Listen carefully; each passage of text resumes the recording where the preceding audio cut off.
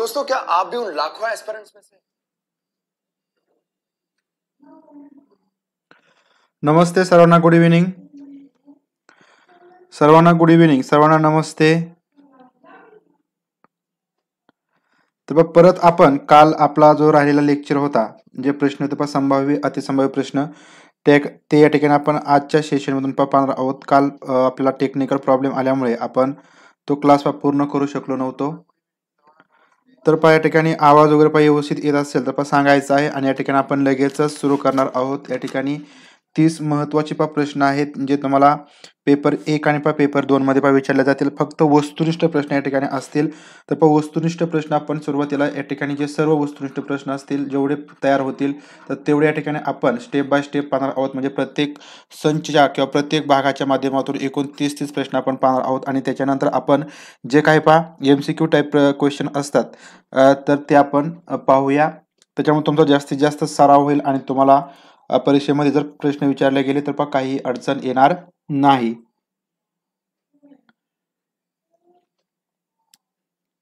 तर आवाज वगैरे व्यवस्थित येत आहे का सांगायचं आहे.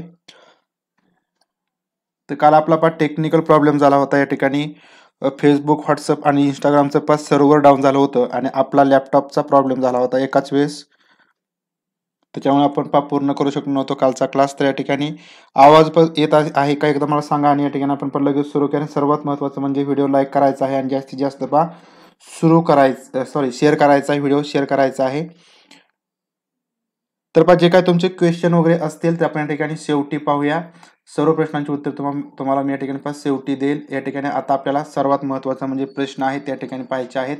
या ठिकाणी पहिला प्रश्न आहे तुमच्या समोर, उत्तर द्यायचं आहे आणि शेवटी 30 प्रश्नांपैकी तुमचा स्कोर या ठिकाणी सांगायचा आहे. 30 पैकी तुमचा स्कोर या ठिकाणी तुम्ही सांगायचा आहे. तर प्रश्न असा आहे की मानसशास्त्र हे टिंबटिंब शास्त्र आहे. मानसशास्त्र हे कसे शास्त्र आहे? आदर्शवादी,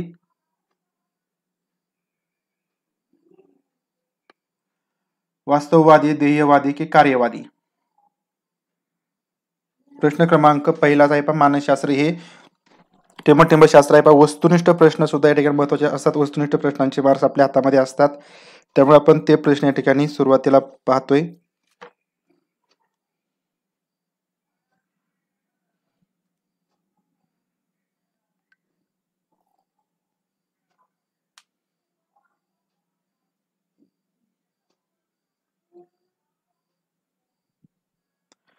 तर मानसशास्त्र हे वास्तववादी शास्त्र आहे. पर्याय क्रमांक बी वास्तववादी शास्त्र आहे. प्रश्न क्रमांक पुढचा आहे तुमच्या समोर. डी एनिमा नावाचा ग्रंथ टिंबटिंब यांनी लिहिला. डी एनिमा नावाचा ग्रंथ कोणी लिहिला? यापैकी बिने, गिल्फर्ड, स्पियरमन, एरिस्टॉटल?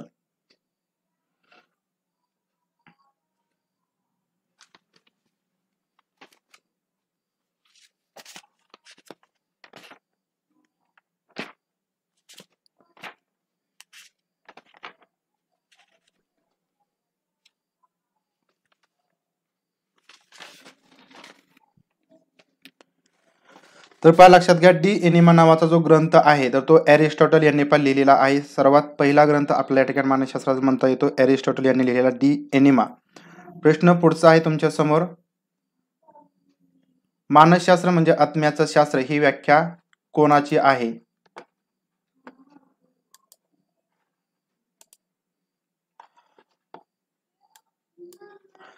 मानसशास्त्र म्हणजे आत्म्याचे शास्त्र. तर ही व्याख्या कोणत्या मानसशास्त्रज्ञांनी केली? एरिस्टॉटल, प्लेटो, फ्राइड की उंट? प्रश्न क्रमांक तिसरा, मानसशास्त्र म्हणजे आत्म्याचे शास्त्र ही व्याख्या खालीलपैकी कोणाची आहे?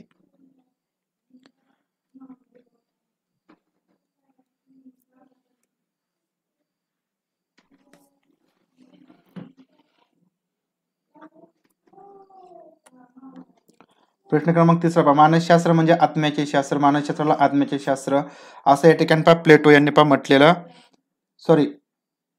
एरिस्टॉटल यांनी म्हटलेलं आहे. पर्याय क्रमांक ए एरिस्टॉटल. मानसशास्त्र म्हणजे या ठिकाणी आत्म्याचे शास्त्र ही व्याख्या एरिस्टॉटल यांची आहे. पर्याय क्रमांक ए. प्रश्न क्रमांक पुढचा आहे.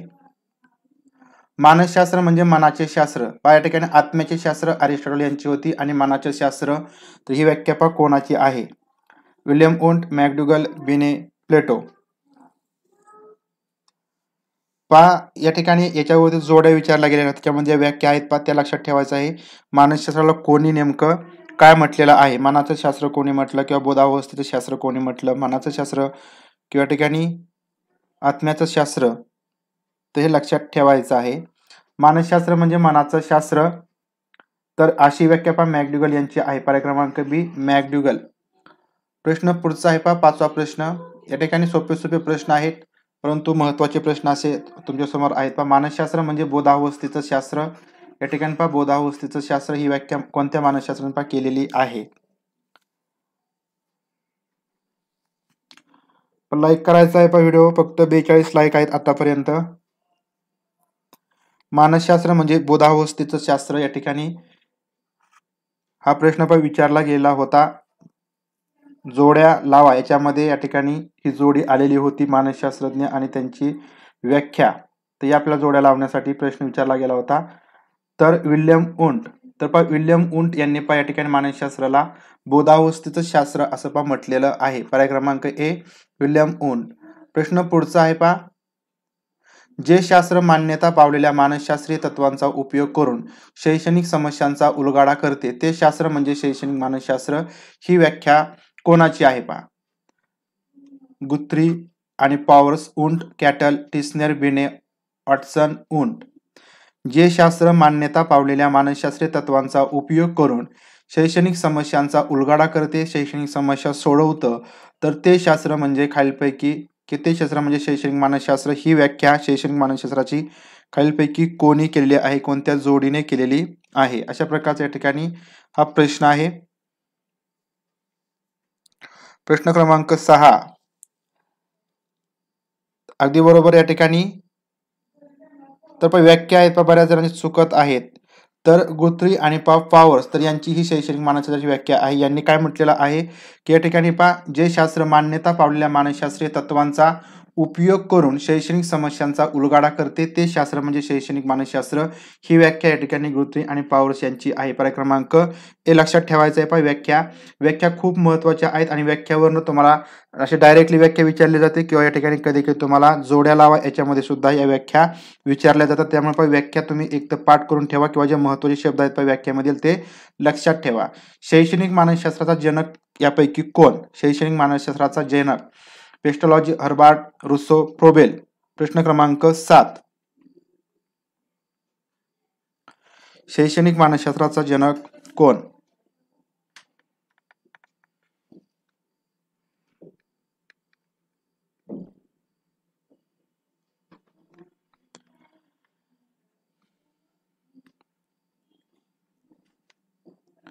प्रश्न क्रमांक 7 चं उत्तर ए बी नाही तर पहा शैक्षणिक मानसशास्त्राचा जनक पहा पेस्टॉलॉजी आहे पहा पेस्टॉलॉजी हे शैक्षणिक मानसशास्त्राचे पहा जनक आहेत प्रश्न पहा पुढचा आहे मानसशास्त्राच्या टिंबटिंब अभ्यास पद्धतीमध्ये प्रयोजक व प्रयोज्य हे एकच असतात मानसशास्त्राची अशी कोणती अभ्यास पद्धती आहे ज्याच्यामध्ये प्रयोजक आणि पहा प्रयोज्य हे एकच असतात मानसशास्त्राच्या पहा वेगवेगळ्या अभ्यास पद्धती आहेत तर त्यापैकी ही कोणती अशी पद्धत आहे की ज्याच्यामध्ये प्रयोजक आणि प्रयोज्य हे एकच असतात म्हणजे जो प्रयोग करणारा असतो तो प्रयोजक आणि ज्याच्यावरती प्रयोग केला जातो तो प्रयोज्य तर हे एकच असतात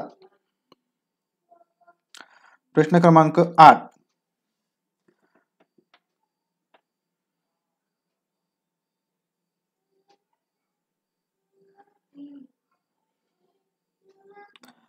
8C अगदी बरोबर आत्मनिरीक्षण तर पहा आत्मनिरीक्षण ही अभ्यास पद्धती अशा प्रकारची आहे ज्याच्यामध्ये आपण स्वतः आपल्यावरती प्रयोग करतो किंवा म्हणजे या ठिकाणी निरीक्षण करणारा सुद्धा आपणच असतो आणि त्या ठिकाणी ज्याच्यावरती प्रयोग केला जातो ते सुद्धा आपणच असतो म्हणजे आत्मनिरीक्षण या पद्धतीमध्ये हे दोन्हीही एकच असतात प्रश्न पुढचा आहे पहा टर्मन या मानसशास्त्रज्ञाने 1500 बुद्धिमान मुलांचा 3 वर्षापर्यंत सातत्याने अभ्यास करून त्या संबंधी काही निष्कर्ष काढले त्यासाठी त्यांनी टिंबटिंब ही मानसशास्त्राची पद्धती वापरलेली होती त्या ठिकाणी वस्तुनिष्ठ प्रश्न आहेत या ठिकाणी वस्तुनिष्ठ प्रश्न आहेत त्याच्यामुळे या ठिकाणी याला जे स्पष्टीकरण आहे किंवा एक्सप्लेनेशन आहे ते पण कमी असतं या ठिकाणी जे 4 पर्याय आहेत त्यापैकी एक पर्याय तुमचा आणि याच्यावरती पण जास्त प्रश्न वगैरे पण बनत नाहीत वस्तुनिष्ठ प्रश्नावरती टर्मन या मानसशास्त्रज्ञाने 1500 बुद्धिमान मुलांचा 3 वर्षांपर्यंत सातत्याने अभ्यास करून त्यासंबंधी त्यांनी काही निष्कर्ष काढले होते.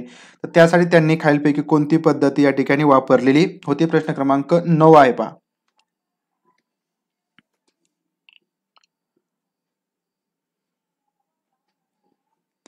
प्रश्न क्रमांक 9. तर या प्रश्नाचं उत्तर या ठिकाणी बऱ्याच जणांचं पण चुकीचं येत आहे. तर लक्षात घ्या टर्मन. तर टर्मन यांनी काय केलं पाहिजे? ठिकाणी बुद्धिमत्तेची उत्पत्ती त्यांनी मांडली होती, ज्यामध्ये त्यांनी 1500 बुद्धिमान मुलांचा 30 वर्षांपर्यंत सातत्याने अभ्यास करून त्यासंबंधी काही पण निष्कर्ष काढले होते. त्यासाठी त्यांनी जी पद्धती वापरली होती त्या पद्धतीला वैकासिक मानसशास्त्राची पद्धती असं म्हटलं जातं. वैकासिक म्हणजे या ठिकाणी लक्षात घ्या 30 वर्षांपर्यंत 1500 बुद्धिमान मुलांचा अभ्यास केला. 30 वर्षांपर्यंत म्हणजे ते थोडक्यात आपण म्हणूया जन्मापासून ते 30 वर्षांपर्यंत त्यांनी अभ्यास केला. तर याच्यामध्ये जीवन वृत्तांत आपल्या ठिकाणी पद्धतीला यामध्ये उपयोगाला येत नाही. या ठिकाणी बुद्धिमान विद्यार्थ्यांचा या ठिकाणी त्यांनी अभ्यास केला, त्याच्यामध्ये निष्कर्ष काढलं. याच्यामध्ये वैकाशिक म्हणजे या ठिकाणी ज्याप्रमाणे डेव्हलपमेंट होती त्याप्रमाणे त्या स्टेपमध्ये या ठिकाणी अभ्यास केला गेला आणि त्याच्यानंतर काही निष्कर्ष काढलेले होते. तर ती जी पद्धती असते त्या ठिकाणी वैकाशिक पद्धती म्हणून ओळखली जाते. लक्षात ठेवा, या ठिकाणी याच्यावरती प्रश्न विचारले जाऊ शकतात की ही वैकाशिक अशी पद्धती आहे. पर्याय क्रमांक डी. कारण या ठिकाणी जो काही कालावधी आहे निरीक्षण करण्याचा असेल किंवा अभ्यास करण्याचा असेल तर तो या ठिकाणी खूप मोठा असतो. प्रश्न क्रमांक पुढचा आहे 10 क्रमांकाचा प्रश्न. मनोविश्लेषण पंथाचा प्रणेता कोण होता? जे मनोविश्लेषण उपपत्त्या आहेत किंवा मनोविश्लेषण मानसशास्त्राची एक शाखा आहे आपण म्हणूया, त्याच्यामध्ये या ठिकाणी त्या पंथाचा प्रणेता खालीलपैकी कोण आहे?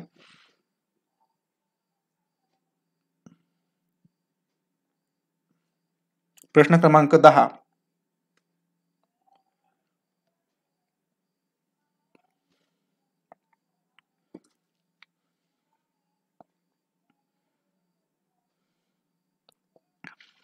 मनोविश्लेषण पंथाचा प्रणेता यापैकी लक्षात ठेवायचा मनोविश्लेषण तज्ञ किंवा मनोविश्लेषण दृष्टीने कोणी अभ्यास केला तर या ठिकाणी सिगमंड फ्राइड यांनी केला आहे आणि हेच या ठिकाणी मनोविश्लेषण पंथाचे या ठिकाणी प्रणेते आहेत किंवा उद्गाते आहेत. लक्षात घ्यायचे सिगमंड फ्राइड मनोविश्लेषण पंथाचे हे प्रणेते होत. पर्याय क्रमांक ए येणार आहे. प्रश्न पुढचा आहे या ठिकाणी चूक की बरोबर विधाने आपल्याला ओळखायची आहेत. या ठिकाणी 2 विधाने आहेत आणि त्या खाली आपल्याला ऑप्शन दिलेले आहेत. पहिलं विधान आहे या ठिकाणी काय करू नये हे शैक्षणिक मानसशास्त्र बऱ्याच वेळा चांगल्या प्रकारे सांगते. शैक्षणिक मानसशास्त्राचं कामच असं आहे की या ठिकाणी काय करू नये हे आपल्याला सांगितलं जातं आणि या ठिकाणी विधान दुसऱ्यामध्ये सांगितलं आहे की काय करावे याचे निश्चित उत्तर देण्याचे मात्र शैक्षणिक मानसशास्त्र टाळते. या ठिकाणी पहिल्या विधानामध्ये सांगितलंय की काय करू नये, काय केलं नाही पाहिजे. तर अशा प्रकारचे या ठिकाणी शैक्षणिक मानसशास्त्र हे बऱ्याच वेळा सांगतं, परंतु त्याच वेळेस या ठिकाणी काय करावं, सुरुवातीला काय करू नये आणि दुसऱ्यांदा काय करावे, तर याचं जे काही निश्चित उत्तर आहे या ठिकाणी हेच केलं पाहिजे, म्हणजे असंच केलं पाहिजे. तर हे या ठिकाणी सांगण्याचं शैक्षणिक मानसशास्त्र टाळतं. अशा प्रकारे 2 विधाने आहेत. या ठिकाणी ऑप्शन 1 आहे की पहिलं विधान सत्य, दुसरं असत्य. दुसरे विधान सत्य, पहिलं असत्य. दोन्ही विधाने सत्य, दोन्ही विधाने असत्य. या ठिकाणी आपल्याला काय करायचं आहे व्यवस्थित विधानांचा अभ्यास करून या ठिकाणी कोणतं विधान बरोबर कोणतं विधान चूक याचं उत्तर द्यायचं आहे. प्रश्न क्रमांक 11 या ठिकाणी थोडासा आता बुद्धीला ताण द्यायचा आहे. लक्षात घ्या, बुद्धीला ताण द्यायचा आहे की काय करू नये, काय करू नये, काय केलं नाही पाहिजे. या प्रश्नाचं उत्तर शैक्षणिक मानसशास्त्र बऱ्याच वेळा चांगल्या प्रकारे सांगतं. तर या ठिकाणी लक्षात घ्या, बऱ्याच जणांचा गोंधळ होतोय की काय करू नये हे शैक्षणिक मानसशास्त्र बऱ्याच वेळा चांगल्या प्रकारे सांगतं. म्हणजे या ठिकाणी शैक्षणिक मानसशास्त्रामध्ये हे सांगितलं जातं की विद्यार्थ्याचा विकास कशा प्रकारे करायचा, विद्यार्थ्याच्या शैक्षणिक समस्या कशा प्रकारे सोडवायच्या किंवा या ठिकाणी काय केलं नाही पाहिजे. म्हणजे या ठिकाणी काय करू नये म्हणजे या ठिकाणी विद्यार्थ्याचा जो काही विकास आहे तो या ठिकाणी होऊ शकतो. म्हणजे काही चुकीच्या गोष्टी आपल्याला करायला सांगितलं जात नाही. म्हणजे काय करू नये हे शैक्षणिक मानसशास्त्र चांगल्या प्रकारे सांगतं. हे विधान या ठिकाणी योग्य येतं. तर या ठिकाणी काय करावं याचं निश्चित उत्तर देण्याचं मात्र शैक्षणिक मानसशास्त्र टाळतं. कारण या ठिकाणी असं एकही विद्यार्थी नसतो की तो एका ठराविक साच्यामध्ये बसतो. म्हणजे या ठिकाणी आपण समजा 10 विद्यार्थ्यांचा एक संच गट घेतला किंवा आपण त्याला संच म्हणूया आणि त्यांच्यावरती एक पद्धती आपण त्यांना जर निश्चित केली की तीच पद्धती त्या विद्यार्थ्यांना परफेक्ट बसेल, तर हे या ठिकाणी कधीही शक्य होऊ शकत नाही. म्हणजे या ठिकाणी काय करावं याचं निश्चित उत्तर या ठिकाणी शैक्षणिक मानसशास्त्र मानसशास्त्र देण्याचं टाळतं, कारण प्रत्येक विद्यार्थी या ठिकाणी वेगवेगळा असतो, प्रत्येक विद्यार्थ्याची क्षमता वेगवेगळी असते आणि त्या विद्यार्थ्याच्या क्षमतेप्रमाणे काय केलं पाहिजे या ठिकाणी ठरवलं जातं आणि ते ठरवणारा आपण या ठिकाणी एक शिक्षक असतो. आपल्याला फक्त काही गोष्टी सांगितल्या जातात की हे करू नये ते करू नये, म्हणजे ज्या चुकीच्या गोष्टी विद्यार्थ्यांपर्यंत जातील त्या करायला आपल्याला सांगितलं जात नाही, परंतु काय करायचं आहे हे आपल्याला ठरवावं लागतं. तर हे शैक्षणिक मानसशास्त्र सांगण्याचं या ठिकाणी टाळतं, म्हणून या ठिकाणी दोन्ही विधाने सत्य आहेत. पर्याय क्रमांक सी याचं उत्तर येणार आहे. लक्षात घ्या, अशा प्रकारे या ठिकाणी ही दोन विधाने सुद्धा बरोबर आहेत. प्रश्न क्रमांक पुढचा आहे 12वा. विकासाची प्रक्रिया कोणत्या स्वरूपाची असते? विकास, वाढ आणि विकास याच्यावरती सुद्धा आपण या ठिकाणी लवकरच एक लेक्चर घेणार आहोत, कारण याच्यावरती बरेच प्रश्न पेपर 1 आणि पेपर 2 मध्ये सुद्धा विचारले गेलेले आहेत. विकासाची प्रक्रिया ही कोणत्या स्वरूपाची असते? गुणात्मक, संख्यात्मक, भावात्मक की ज्ञानात्मक?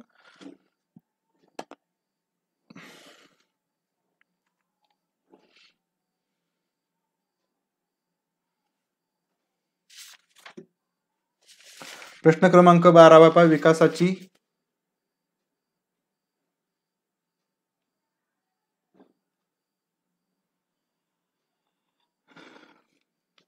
विकासाची प्रक्रिया कशी असते, अशा प्रकारचा या ठिकाणी प्रश्न आहे.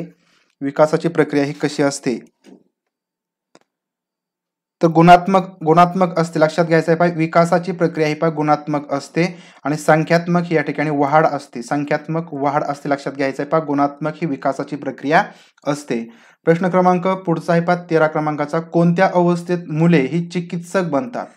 कोणती अवस्था आहे वाढीची, कोणती विकासाची अवस्था आहे ज्याच्यामध्ये मुले ही चिकित्सक बनतात? युवावस्था, प्रौढावस्था, कुमारावस्था, कौमार्य अवस्था? प्रश्न क्रमांक 13. यापैकी कोणत्या अवस्थेमध्ये मुले ही चिकित्सक बनतात? प्रश्न क्रमांक 13.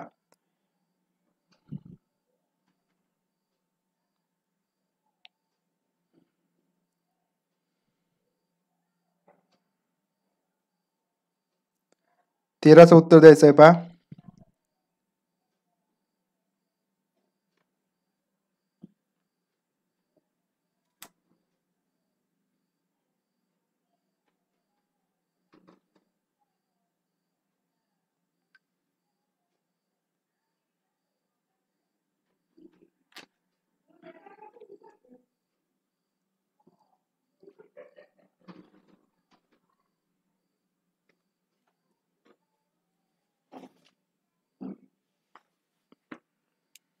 तर या ठिकाणी कौमार्य अवस्था, पर्याय क्रमांक डी कौमार्य अवस्था. तर या अवस्थेमध्ये मुले या ठिकाणी चिकित्सक बनतात. पर्याय क्रमांक डी कौमार्य अवस्था. तर हे प्रश्न या ठिकाणी नवीन प्रश्न आहेत. या ठिकाणी कोणत्या अवस्थेत मुले ही कमालीचे अस्थिर व भावपूर्ण जीवन जगत असतात? तर कोणत्या अवस्थेत मुले ही कमालीचे अस्थिर आणि भावपूर्ण अशा प्रकारचं जीवन किंवा इमोशनल जीवन या ठिकाणी जगत असतात? युवावस्था, तारुण्यावस्था, प्रौढावस्था की कुमारावस्था?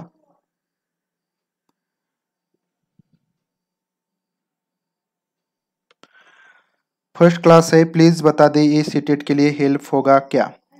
तर नक्कीच होईल, नक्कीच बालमानसशास्त्राचे बरेच प्रश्न या ठिकाणी सीटीटी मधून विचारले जातात आपल्या टीईटी साठी.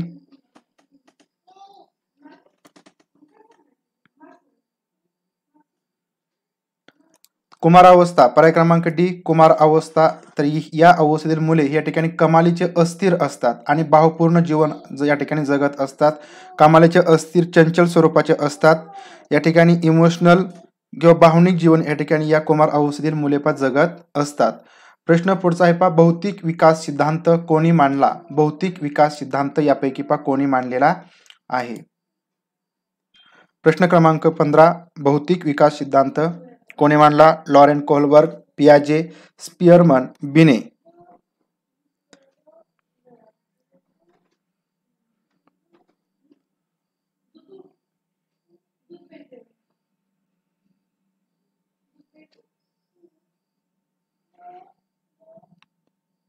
हिंदी मधून प्रश्न असतात. सीटेट साठी हिंदी मधून प्रश्न असतात.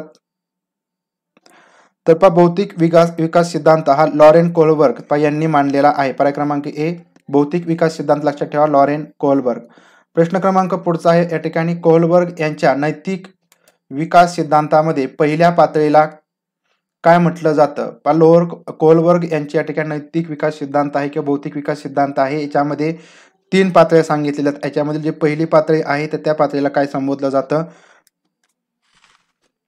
प्रश्न क्रमांक 16, कोहलबर्ग यांच्या नैतिक विकास सिद्धांतामध्ये पहिल्या पातळीला काय संबोधलं जातं, काय म्हटलं जातं? तर नैतिक पूर्व पातळी. नैतिक पूर्व पातळी. तर हे या ठिकाणी या नैतिक विकास सिद्धांतामध्ये जे काही 3 पातळ्या आहेत त्याच्यामध्ये पहिल्या पातळीला संबोधलं जातं नैतिक पूर्व पातळी.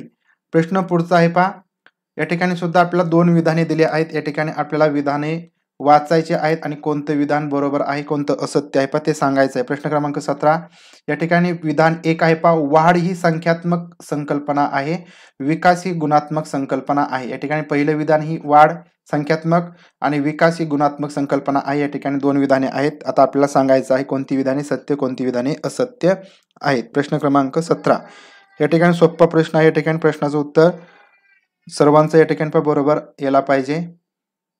प्रश्न क्रमांक 17चं उत्तर विधान आहे पहा, वाढ ही संख्यात्मक संकल्पना आहे आणि विकास ही पहा गुणात्मक संकल्पना आहे. या ठिकाणी आपण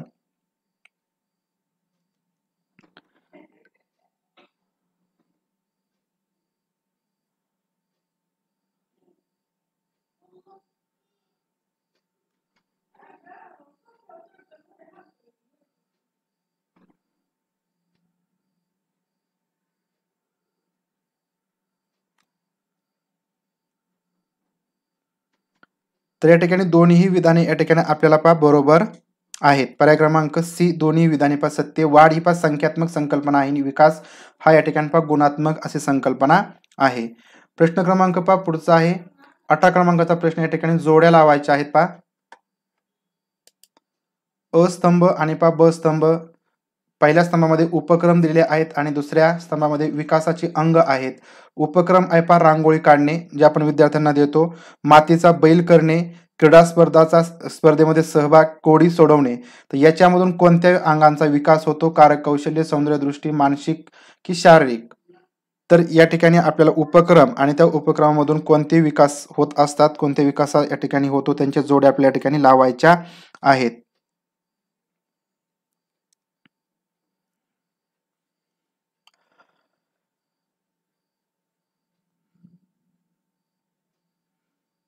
तर पहा रांगोळी काढणे याच्यामधून पहा काय होतं? तर रांगोळी काढण्यामधून या ठिकाणी पहा सौंदर्य दृष्टी पहा विकसित होते. मातीचा बैल करणे याच्यामधून पहा कारक कौशल्य विकसित होतात. क्रीडा स्पर्धा सहभाग याच्यामधून पहा शारीरिक विकास होतो आणि कोडी सोडवण्यामुळे पहा मानसिक विकास होतो. तर या ज्या काय जोड्या आहेत अचूक पर्याय क्रमांक सी ने पहा दाखवलेल्या आहेत. अगदी बरोबर. प्रश्न पहा पुढचा आहे, सापेक्ष नाविन्यपूर्ण परिस्थितीशी यशस्वीरित्या समायोजन करण्याची क्षमता म्हणजे बुद्धिमत्ता ही व्याख्या खालीलपैकी कोणाची आहे? सापेक्ष नाविन्यपूर्ण परिस्थितीशी यशस्वीरित्या समायोजन करण्याची क्षमता. तर पहा सापेक्ष नाविन्यपूर्ण म्हणजे काही नाविन्य परिस्थिती असते त्याच्याशी यशस्वीरित्या समायोजन करण्याची क्षमता म्हणजे बुद्धिमत्ता. तर ही व्याख्या खालीलपैकी कोणी केलेली आहे? तर ही व्याख्या या ठिकाणी विल्यम जेम्स यांनी केलेली आहे. पर्याय क्रमांक ए विल्यम जेम्स. लक्षात ठेवायचं आहे पहा, सापेक्ष नाविन्यपूर्ण परिस्थितीशी यशस्वीरित्या पहा समायोजन करण्याची क्षमता म्हणजे बुद्धिमत्ता. विल्यम जेम्स यांची ही व्याख्या आहे. द्विघटक सिद्धांत खालीलपैकी पहा कोणी मांडलेला आहे? द्विघटक सिद्धांत खालीलपैकी कोणाचा आहे? अशा प्रकारचा प्रश्न आहे पहा. Spearman, Skinner, Watson, पॉवलॉव. 15 प्रश्न चुकीचा होता. तर या ठिकाणी ठीक आहे, आपण परत एकदा पहा मी चेक करेल. द्विघटक सिद्धांत खालीलपैकी कोणी मांडलेला आहे? तर पहा लक्षात ठेवा, आपण हे जे काही सिद्धांत आहे पहा बुद्धिमत्तेचे सिद्धांत सर्व पहा पाहिलेले होते. या ठिकाणी द्विघटक सिद्धांत तर हा या ठिकाणी स्पियरमन यांचा या ठिकाणी सिद्धांत आहे. लक्षात ठेवा पहा, द्विघटक सिद्धांत स्पियरमन. ऑप्शन क्रमांक ए. प्रश्न क्रमांक पहा पुढचा आहे, मूलभूत घटकांना 7 प्राथमिक स्वरूपाच्या मानसिक घटकात निश्चित केले, ही बुद्धिविषयक उपपत्ती कोणती आणि कोणी मांडली? या ठिकाणी उपपत्ती कोणती ते सांगायचं आहे आणि कोणी मांडली हे सुद्धा सांगायचं आहे. की मूलभूत घटकांना 7 प्राथमिक स्वरूपाच्या मानसिक घटकामध्ये निश्चित केले, ही बुद्धिविषयक उपपत्ती कोणती आणि ही कोणी मांडलेली आहे? प्रश्न क्रमांक 21, मूलभूत घटकांना 7 प्राथमिक स्वरूपाच्या मानसिक घटकात निश्चित केलं. ही बुद्धिविषयक उपपत्ती या ठिकाणी पहा समूह घटक या नावाने या ठिकाणी ओळखली जाते आणि ही उपपत्ती थर्स्टन यांनी पहा मांडलेली आहे. पर्याय क्रमांक ए समूह घटक थर्स्टन, ज्याच्यामध्ये मूलभूत घटकांना 7 प्राथमिक स्वरूपाच्या मानसिक घटकात निश्चित केलं आणि थर्स्टन यांनी ही उपपत्ती पहा मांडलेली आहे. प्रश्न पुढचा आहे पहा 1905 मध्ये बुद्धिमापन परिमाण श्रेणी कोणी तयार केली? बुद्धिमापन परिमाण श्रेणी खालीलपैकी कोणी तयार केली? प्रश्न क्रमांक 22 बिने सायमन, स्पियरमन, थॉर्नडाईक की थर्स्टन?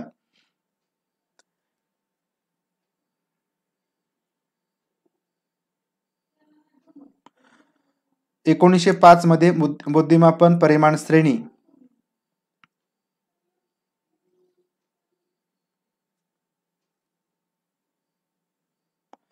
तर पहा बिने सायमन, पर्याय क्रमांक ए बिने सायमन, तर यांनी ही बुद्धिमापन परिमाण श्रेणी 1905 मध्ये पहा तयार केली. लक्षात ठेवा 1905 मधील ही बुद्धिमापन परिमाण श्रेणी बिने सायमन यांनी पहा तयार केलेली आहे. प्रश्न पुढचा आहे पहा मानसिक वय व जन्मवय यांची तुलना करण्याची कल्पना कोणी मांडली? सर्वप्रथम मानसिक वय आणि जन्मवय किंवा शारीरिक वय यांची तुलना करण्याची कल्पना खालीलपैकी कोणी मांडली? विल्यम स्टर्न, बिने, थॉर्नडाईक की थर्स्टन?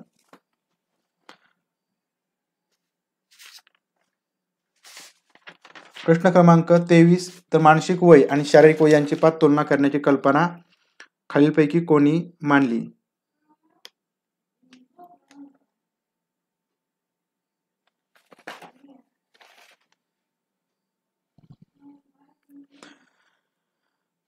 प्रश्न क्रमांक 23 तर पहा विल्यम स्टर्न यांनी पहा मांडली. लक्षात ठेवा पहा मानसिक वय आणि जन्मवय यांची तुलना करण्याची कल्पना सर्वात आधी विल्यम स्टर्न यांनी पहा मांडली. पर्याय क्रमांक ए.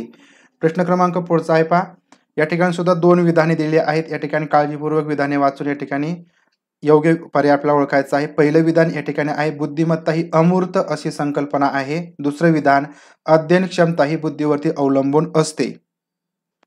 बुद्धिमत्ता ही अमूर्त अशी संकल्पना आहे आणि अध्ययन क्षमता बुद्धीवरती अवलंबून असते. अशा प्रकारची 2 विधाने आहेत. या ठिकाणी दोन्ही विधाने बरोबर आहेत की चुकीचे आहेत तर हे या ठिकाणी आपल्याला सांगायचं आहे. प्रश्न क्रमांक 24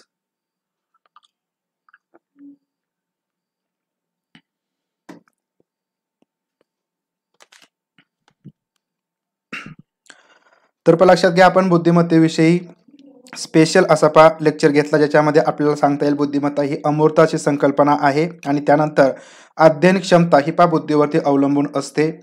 म्हणून पर्याय क्रमांक सी दोन्ही विधाने पहा सत्य येणार आहे. या ठिकाणी अध्ययन क्षमता बुद्धीवरती अवलंबून असते कारण या ठिकाणी जर अध्ययन अक्षम विद्यार्थी असतील तर त्याच्यामध्ये या ठिकाणी पहा मेंदूमध्येच काहीतरी पहा प्रॉब्लेम असतात, बिघाड असतो, त्यामुळे ते विद्यार्थी पहा अध्ययन अक्षम असतात. म्हणून या ठिकाणी अध्ययन क्षमता जर विद्यार्थ्यांना अध्ययनक्षम व्हायचं असेल तर त्यांना या ठिकाणी बुद्धी त्यांची चांगली असणं आवश्यक आहे. म्हणून पर्याय क्रमांक सी दोन्ही विधाने सत्य. प्रश्न पुढचा प्रत्येक व्यक्ती ही दुसऱ्यापेक्षा भिन्न असते. प्रत्येक व्यक्ती एकमेवाद्वितीय असते तर हे कोणाचं मत आहे? प्रत्येक व्यक्ती ही दुसऱ्यापेक्षा भिन्न असते आणि प्रत्येक व्यक्ती या ठिकाणी एकमेवाद्वितीय असते हे खालीलपैकी कोणाचं मत आहे? प्रश्न क्रमांक 25 ॲडलर, फ्राइड, रॉजर, मरे.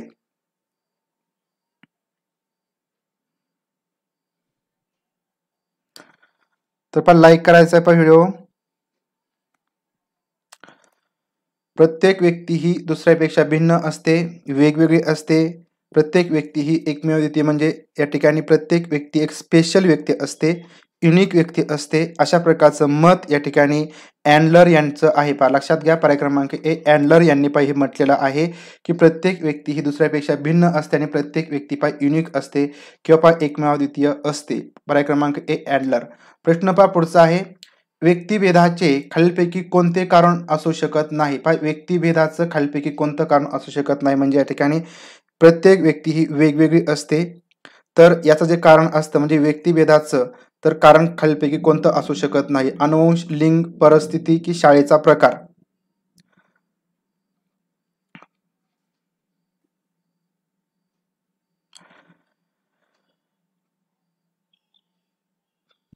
तर पहा व्यक्तिभेदाचं खालीलपैकी शाळेचा प्रकार तर शाळेचा प्रकार हे या ठिकाणी एक कारण नसतं. अनुवंशामुळे या ठिकाणी लिंग आणि परिस्थिती याच्यामुळे या ठिकाणी प्रत्येक व्यक्ती एकमेकांपासून पण भिन्न असते. तर हे सर्व कारण असू शकतात. शाळेचा प्रकार हे कारण नसतं.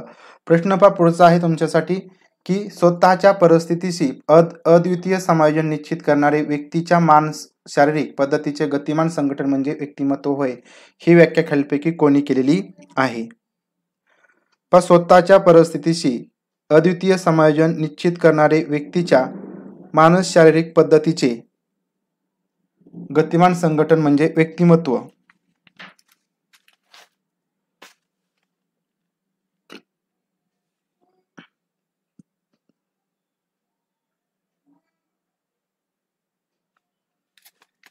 तर ही व्याख्या ठिकाणी खालीलपैकी कोणाची आहे? अशा प्रकारचा 27 क्रमांकाचा प्रश्न. तर ही व्याख्या ठिकाणी ऑल्फर्ट यांची आहे. लक्षात घ्या, पर्याय क्रमांक ए ऑल्फर्ट यांची ही व्याख्या आहे. प्रश्न क्रमांक पुढचा 28 क्रमांकाचा. अबोधावस्था, बोधावस्था व बोधपूर्ण अवस्था या मनाच्या रचनेचे 3 भाग कोणी मांडलेले आहेत? अबोधावस्था, बोधावस्था व बोधपूर्ण अवस्था या ठिकाणी ही जे काही 3 रचनेचे भाग आहेत मनाच्या रचनेचे भाग आहेत ते कोणी मांडलेले आहेत? स्ट्रँग, सिगमंड फ्राइड, स्मिथ की गुड? प्रश्न क्रमांक 28.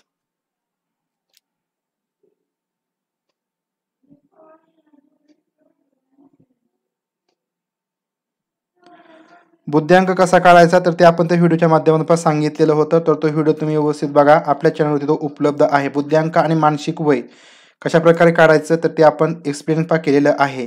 तर लक्षात घ्या, या ठिकाणी अबोध अवस्था, बोधावस्था आणि बोधपूर्ण अवस्था या मनाच्या रचनेचे 3 भाग. तर हे यापैकी सिगमंड फ्राइड यांनी केलेले आहेत. लक्षात घ्या, अबोध अवस्था, बोध अवस्था आणि बोधपूर्ण अवस्था. तर या मनाच्या रचनेचे 3 भाग हे सिगमंड फ्राइड यांनी केलेले आहेत. प्रश्न क्रमांक पुढचा 29 क्रमांकाचा. खालीलपैकी कोणती व्यक्तिमत्व विषयक उपपत्ती नाही? तर व्यक्तिमत्व विषयक उपपत्त्या सुद्धा आहेत, त्या आपण या ठिकाणी पुढील ह्याच्यामध्ये पाहूया. तर व्यक्तिमत्व विषयक उपपत्ती खालीलपैकी कोणाची नाही? वर्गतत्व उपपत्ती, गुणतत्व उपपत्ती, एकसंघ घडण, बहुघटक उपपत्ती. तर वेगवेगळ्या शास्त्रज्ञांनी व्यक्तिमत्व विषयीच्या उपपत्त्या मांडलेल्या आहेत. तर त्याच्यापैकी काही जे गट आहेत गुण वैशिष्ट्यांच्या आधारे या ठिकाणी उपपत्त्या मांडलेल्या आहेत. तर त्यापैकी या ठिकाणी कोणती उपपत्ती यापैकी नाही? अशा प्रकारचा प्रश्न या ठिकाणी आहे. तर या ठिकाणी वर्गतत्व उपपत्ती, गुणतत्व उपपत्ती आणि एकसंघ घडण, तर या 3 उपपत्ती या ठिकाणी आपल्याला व्यक्तिमत्व विषयक सांगता येतात. परंतु बहुघटक उपपत्ती ही या ठिकाणी व्यक्तिमत्व विषयक उपपत्ती नाही. पर्याय क्रमांक डी बहुघटक उपपत्ती. लक्षात घ्या, बहुघटक उपपत्ती ही बुद्धिमत्तेची उपपत्ती आहे. व्यक्तिमत्व विषयक उपपत्ती लक्षात घ्या, वर्गतत्व, गुणतत्व आणि एकसंघ घडण. प्रश्न पुढचा आणि शेवटचा प्रश्न आहे आजचा. नोकरी हवी असते परंतु रात्रपाळी नको असते, हे उदाहरण कोणत्या प्रकारच्या मानसिक संघर्षाचं आहे? नोकरी हवी असते परंतु रात्रपाळी नको. तर या ठिकाणी कुर्ट लेविन तर यांनी या ठिकाणी हे मानसिक संघर्षाचे प्रकार पाडलेले आहेत. त्याच्यामध्ये आपल्याला पहिला प्रकार सांगता येतो. या ठिकाणी हवे संघर्ष, नको संघर्ष आणि हवे नको संघर्ष. तर हे 3 प्रकार त्यांनी सांगितलेले लक्षात ठेवा. हवे संघर्ष, नको संघर्ष, हवे नको संघर्ष. तर हे 3 प्रकार कुर्ट लेविन यांनी हे मानसिक संघर्षाचे सांगितलेले आहेत. तर आता या ठिकाणी नोकरी हवी असते परंतु रात्रपाळी नको असते, तर हे जे उदाहरण आहे ते कोणत्या प्रकारचं आहे? तर या ठिकाणी आपल्याला हवी असते, तर या ठिकाणी हवी आणि परंतु आपल्याला नोकरी पाहिजे परंतु आपण त्या नोकरीमध्ये रात्रपाळी करणार नाही, म्हणजे या ठिकाणी नको. म्हणजे या ठिकाणी निम्मा आपलं जे मत आहे ते निम्म हवे या बाजूने आहे, पाहिजे या बाजूने आहे आणि जे काही अर्ध मत आहे त्या ठिकाणी नको या बाजूने आहे. म्हणून या ठिकाणी हवे नको संघर्ष त्या परिस्थितीमध्ये निर्माण होत असतो. म्हणून या ठिकाणी हवे नको संघर्ष, तर या प्रकारचं हे उदाहरण आहे. तर अशा प्रकारे या ठिकाणी एकूण 30 प्रश्न आपण वस्तुनिष्ठ प्रश्न या ठिकाणी सोपे प्रश्न पाहिलेले आहेत, जे परीक्षे दृष्टीने खूप महत्वाचे असे प्रश्न होते. अशाच प्रकारचे प्रश्न या ठिकाणी आपण पुढील व्हिडिओमधून पाहूया आणि मध्ये मध्ये आपण जे काही लेक्चर्स आहेत त्या ठिकाणी आपण घेत जाणार आहोत. तर 26 गुण मिळाले. मधुकर शिंदे गुड. वंदना पांडे मॅम क्वेश्चन 3 पासून जॉईन झाले, 24 मार्क्स, छान. 29चं डी उत्तर दिले सर. सर आज क्वेश्चन खूप अवघड होते. अनिल ठाकूर सर, खूप सोपे क्वेश्चन होते आणि जर हे क्वेश्चन तुम्हाला अवघड जात असतील तर तुम्हाला वाचन करावं लागेल. 25 सर लेट झाले, 25 पैकी 23, 30 पैकी 23 टेस्ट सिरीज मध्ये लाईव्ह लेक्चरचं क्वेश्चन नाहीत का सर? तर आपण टाकणार आहोत टेस्ट सिरीज मध्ये सुद्धा आपण जे काही आपण घेतो इकडे क्वेश्चन ते आपण टाकणार आहोत. या ठिकाणी कोणतीही काळजी करायची आवश्यकता नाही. तुमची त्या ठिकाणी सुद्धा सराव आणि प्रॅक्टिस या ठिकाणी होणार आहे. ठीक आहे. पहा या ठिकाणी आपला लेक्चर या ठिकाणी संपलेला आहे. संघर्षाचे एक्झाम्पल या ठिकाणी सांगता येतं. पहा या ठिकाणी आपल्याला काहीतरी पाहिजे असं, म्हणजे या ठिकाणी आपल्याला दुसरं एक उदाहरण सांगता येईल की भूक लागलेली आहे परंतु या ठिकाणी आपल्याला जेवण नको किंवा जेवायचं नाही. तर हे सुद्धा या ठिकाणी एक मानसिक संघर्षाचं उदाहरण आहे. मानसिक संघर्ष म्हणजे अशी परिस्थिती पण निर्माण होते की काही गोष्टी आपल्या ठिकाणी पाहिजे असतात, काही वेळेस पण नको असतात, काही वेळेस पण दोन्ही गोष्टी आपल्याला पाहिजे असतात. म्हणजे हवे संघर्ष त्या ठिकाणी पण निर्माण होतो. कधी या ठिकाणी आपल्याला दोन्हीपैकी एकही गोष्टीची आवश्यकता नसते किंवा गरजेची नसते, त्यावेळेस पण नको नको अशा प्रकारचा संघर्ष निर्माण होत असतो. ठीक आहे. पहा तर भेटूया आपण पुढील लेक्चर मधून. या ठिकाणी आपण जो काही पुढील आपला लेक्चर होईल तो तुम्हाला मी आधी सांगतो. अध्ययन संक्रमणावरती आपण लेक्चर पाहूया, ज्याच्यावर तुम्हाला एक किंवा एखादा प्रश्न विचारला जातो पेपर 1 आणि 2 मध्ये. तर अध्ययन संक्रमणावरती आपला पुढील लेक्चर होईल. तर ठीक आहे. पहा सर्वांना गुड नाईट. आणि जर टेस्ट सिरीज घेतली नसेल टेस्ट सिरीज आपली घ्या. onlineabhyas.com वरती जायचं आहे. onlineabhyas.com याच्यावरती जा. या ठिकाणी तुम्हाला वेबसाईट सांगतो onlineabhyas.com. तर या वेबसाईटला जायचं आहे. त्या ठिकाणी तुम्हाला वेबसाईटची लिंक मिळेल आणि वेबसाईट बद्दल संपूर्ण माहिती त्या ठिकाणी मिळेल. नंबर सुद्धा आहे, त्या ठिकाणी कॉन्टॅक्ट करायचा असेल तुम्ही कॉन्टॅक्ट करू शकता. तर आपण प्रिव्हियस इयरचे आपण सगळे जे क्वेश्चन आहेत ते घेतलेले आहेत आणि सगळेची जी लिंक आहे, सगळ्या व्हिडिओची लिंक आहे तुम्हाला व्हिडिओच्या डिस्क्रिप्शन बॉक्समध्ये मिळेल. तुम्ही स्टेप बाय स्टेप सगळे व्हिडिओज पाहू शकता. तर जे वस्तुनिष्ठ प्रश्न असतात ते कन्फ्युज करतात, या ठिकाणी तुम्हाला ते पाठ करावे लागतात किंवा सारखे तुम्हाला त्याची रिव्हिजन करावी लागते. त्यामुळे तुमचे वस्तुनिष्ठ प्रश्न लक्षात राहतील. तर ठीक आहे. सर्वांना गुड नाईट. व्हिडिओ लाईक करून जायचं आहे. असेच क्वेश्चन येतील. असेच क्वेश्चन या ठिकाणी 1-2 तरी क्वेश्चन अशा प्रकारचे विचारले जातील, हे लक्षात घ्यायचं. सगळेच क्वेश्चन तुम्हाला वस्तुनिष्ठ विचारले जात नाही, परंतु 1-2 प्रश्न हे तुम्हाला विचारले जातात, नक्की विचारले जातात. ठीक आहे. सर्वांना गुड नाईट.